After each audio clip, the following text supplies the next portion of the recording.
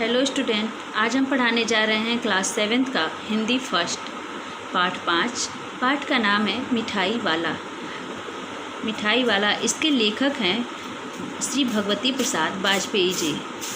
वो अपने पाठ में मिठाई वाले के बारे में बताए हैं कि एक मिठाई वाला कैसे गलियों में घूमता हुआ और मीठे स्वर में बच्चों को बहलाने फुसलाने में और खिलौने वाला कह के वो अपनी मिठाई को बेच रहा है। आइए पढ़ते हैं इस पाठ को।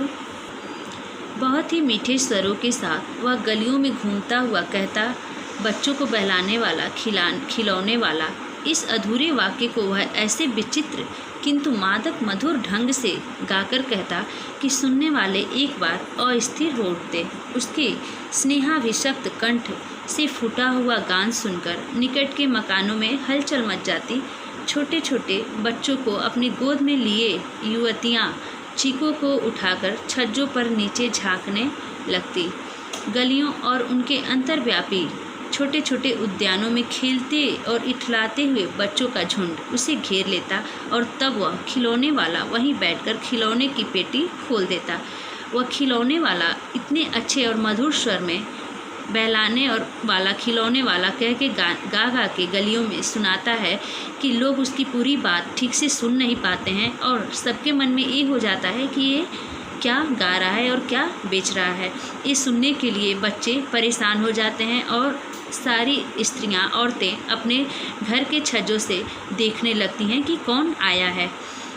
और जब इस बच्चे उसे घेर लेते हैं खेलने वाले, तो वे अपने खिलौने की पोटली खोलता है और सबको दिखाने लगता है। बच्चे खिलौने देखकर पुलकित हो उठते हैं। वे पैसे लाकर खिलौने का मोल भाव करने लगते। पूछते, इसका दाम क्या है और इसका।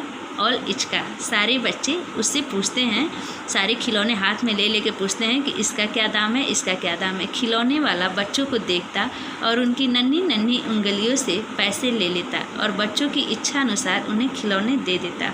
खिलौने देकर फिर बच्चे उछलने कूदने लगते और तब फिर खिलौने वाला उसी प्रकार गाकर कहता, बच्चों को बहलाने वाला खिलौने वाला। सागर की हिलोरे की भांति उसका यह मादक गान गली भर के मकानों में इस ओर से उस ओर तक लहराता हुआ पहुंचता और खिलौने वाला आगे बढ़ जाता। वहाँ पे एक जगह इकट्ठा होते हैं बच्चे, फिर वहाँ पे सबको खिलौने देकर फिर वो अपना गाना गाते हुए गली में घूमने लगता है। राय विजय बहादुर के बच्चे भी एक दिन खिलौने लेकर घर आए। वे 2 बच्चे थे, चुन्नू और मुन्नू। चुन्नू जब खिलौने ले आया तो बोला, मेला घोला कैसा छुंदल ए। मुन्नू बोला, और देखो मेला कैसा छुंदल ए। छोटे छोटे बच्चे राय विजय बहादुर के बच्चे होते हैं, चुन्नू और मुन्नू, और वे अपने अपने घोड़े को दिखा रहे हैं घर पे लाके सबको। दोनों अपने हाथी घोड़े लेकर घर भर में उछलने लगे। वे दोनों अपने घोड़े लेके घर में उछलने कूदने लगते हैं और खेलने लगते हैं। इन बच्चों की माँ रोहिणी कुछ देर तक खड़े खड़े उनका खेल निरखती रही। अंत में दोनों बच्चों को बुलाकर उसने पूछा, अरे ओ चुन्नू मुन्नू, ये खिलौने तुमने कितने में लिए हैं? उनकी माँ का नाम रोहिणी रहता है और वे जब देखती हैं तो दोनों को अपने पास बुलाकर पूछती हैं कि ये तुम्हारे खिलौने कितने में लिए हो? मुन्नू बोला, 2 पैसे में। खिलौने वाला दे गया ए। मुन्नू से उनसे बताता है कि 2 पैसे में खिलौने वाला उन्हें दिया है। रोहिणी सोचने लगी, इतने सस्ते कैसे दे गया है, यह तो वही जाने, लेकिन दे तो गया ही है, इतना तो निश्चय है। वे कहती हैं कि इतने कम पैसे में इतना सुंदर खिलौना वो कैसे दे दिया है। एक जरा सी बात ठहरी। रोहिणी अपने काम में लग गई। फिर कभी उसे इस पर विचार करने की आवश्यकता भी भला क्यों पड़ती। वे एक बार सोचती हैं और फिर अपने काम में लग जाती हैं और उसके बारे में वे फिर नहीं सोचती हैं। दूसरा है 6 महीने बाद। नगर भर में 2-4 दिनों में एक मुरली वाले के आने का समाचार फैल गया। फिर 6 महीने के बाद पूरे नगर में एक मुरली वाले के आने का समाचार फैल गया। सब लोग जान गए कि लोग कहने लगे, भाई वाह, मुरली बजाने में वह एक ही उस्ताद है। मुरली बजाकर गाना सुनाकर वह मुरली बेचता भी है, 100 भी 2 पैसे में। भला इसमें उसे क्या मिलता होगा? मेहनत भी तो न आती होगी। वे कहते हैं कि 2 पैसे में वह मुरली बेचता है, उसमें उसको क्या मिलता होगा? उसकी मेहनत मेहनत भी उसकी नहीं मिलती होगी। एक व्यक्ति ने पूछ लिया, कैसा है वह मुरली वाला? मैंने तो उसे नहीं देखा। एक व्यक्ति कहता है कि मुरली वाले को मैं नहीं देखा हूँ। उत्तर मिला, उम्र तो उसकी अभी अधिक न होगी, यही 30-32 का होगा। दुबला पतला गोरा युवक है, बीकानेरी रंगीन साफा बांधता है। वही तो नहीं जो पहले खिलौने बेचा करता था? क्या वह पहले खिलौने भी बेचा करता था? एक व्यक्ति कहता है कि कहीं वो वही तो नहीं है खिलौने वाला जो पहले खिलौने बेचा करता था। अब हम आते हैं पेज नंबर 24 पे। हाँ, जो आकार प्रकार तुमने बतलाया उसी प्रकार का वह भी था, तो वही होगा। पर भाई है वह एक उस्ताद। वे कहते हैं कि जिस तरह तुमने एक आकार बताया है ये वही है, लेकिन है वह एक उस्ताद। प्रतिदिन इसी प्रकार उस मुरली वाले की चर्चा होती। अब वह मुरली वाला चर्चा का विषय बन गया था उस नगर में। प्रतिदिन नगर की प्रत्येक गली में उसका मादक मृदुल स्वर सुनाई पड़ता। बच्चों को बहलाने वाला मुरलिया वाला, ये गाते हुए वह उसका स्वर सुनाई देता है सबको। रोहिणी ने भी मुरली वाले का यह स्वर सुना। तुरंत ही उसे खिलौने वाले का स्मरण हो आया। उसने मन ही मन कहा, खिलौने वाला भी इसी तरह गा गा कर खिलौने बेचा करता था। रोहिणी भी मुरली वाले का गाना सुनती हैं और उन्हें यह याद आता है कि खिलौने वाला भी इसी तरह गाकर बच्चों को खिलौने बेचा करता था। रोहिणी उठकर अपने पति विजय बाबू के पास गई।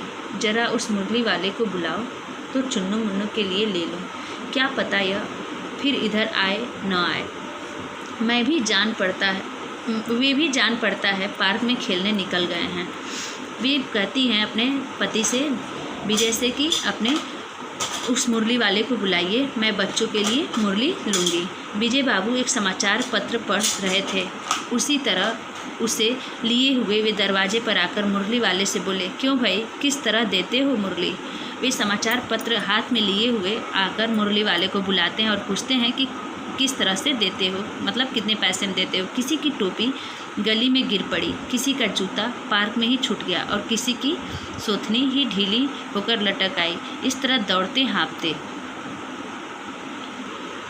हुए बच्चों का झुंड आ पहुंचा।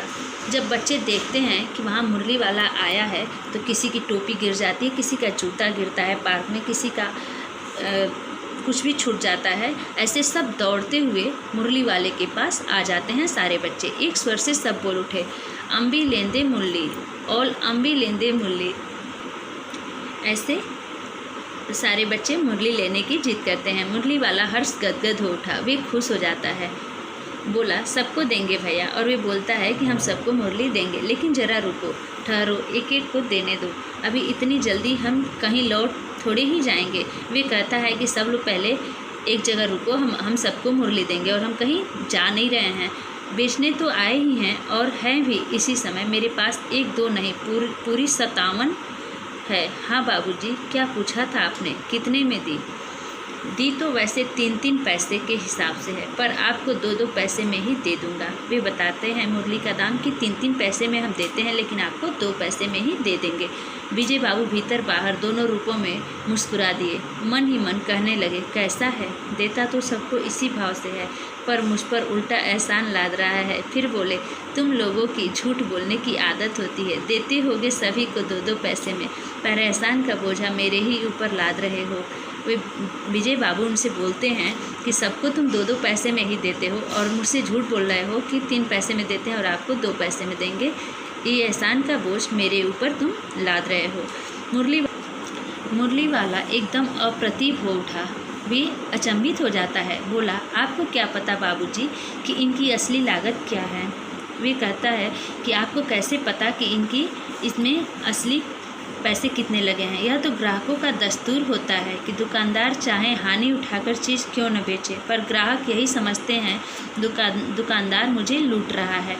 आप भला काहे को विश्वास करेंगे? मुरली वाला कहता है कि आपको कैसे पता कि इसमें कितने पैसे लगे हैं? आपको यही लगता है कि हम दुकानदार वाले लूटते हैं, लेकिन सच पूछिए तो बाबूजी, असली दाम 2 ही पैसा है। आप कहीं से 2 पैसे में एक मुरली नहीं पा सकते। मैंने तो पूरी 1000 बनवाई थी, तब मुझे इस भाव पड़ी है। वे कहता है कि हम 1000 बनवाए थे तब मुझे ये भाव पड़ा है, लेकिन आपको इतने पैसे में नहीं मिल सकता।